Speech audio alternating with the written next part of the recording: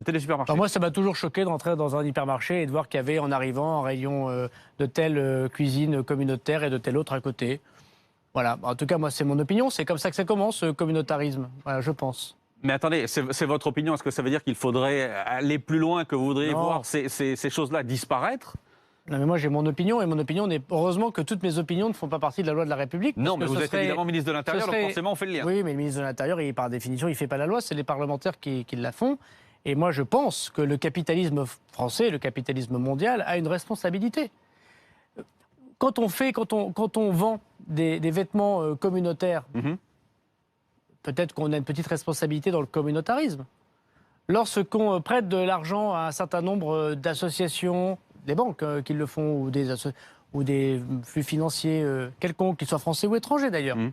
ou à des entreprises très communautaires. Parce qu'il y a des gens qui peuvent, vous savez, dans certains quartiers, vivent totalement communautaires et on ne peut pas leur en vouloir. On leur offre que ça. Voilà. Ben, peut-être qu'il y a une petite responsabilité. Moi, je dis, vous savez, le service public, on peut toujours reprocher aux policiers, aux gendarmes, aux professeurs pourquoi il n'a pas été plus dur, plus rude, plus fort.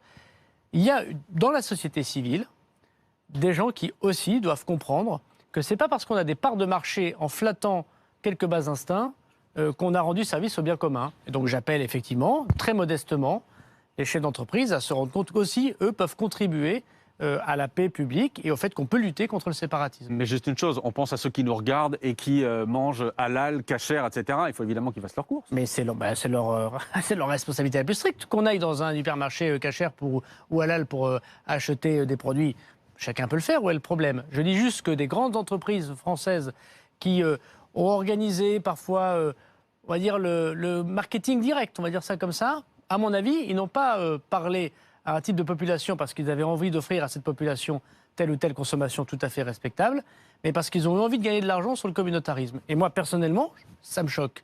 Et permettez-moi de dire que si on peut demander des comptes aux hommes politiques, et c'est tout à fait normal, ils sont là pour ça, on peut aussi dire au capitalisme qu'il peut être de temps en temps patriote.